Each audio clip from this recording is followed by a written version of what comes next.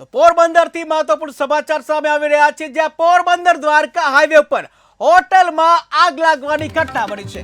Porbandar Dwarka highway પર હોટલમાં આગ લાગવાની ઘટના, જ્યાં આગમાં હોટલનો સામાન બળીને ખાખ થઈ ગયો છે। ત્યારે પોરબંદર ફાયર બ્રિગેડની 3 ટીમો ઘટના સ્થળે પહોંચી, જ્યાં પોરબંદર ફાયર બ્રિગેડની ટીમોએ આગને કાબૂમાં લીધી।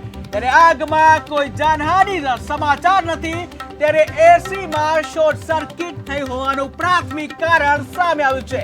ત્યારે વધુ એક આગ લાગવાની ઘટના સામે આવી છે, જ્યાં પોરબંદર દ્વારકા હાઈવે ઉપર હોટલમાં આગ લાગવાની ઘટના બની છે। ત્યારે આગમાં હોટલનો સામાન છે બળીને ખાખ થઈ ગયો।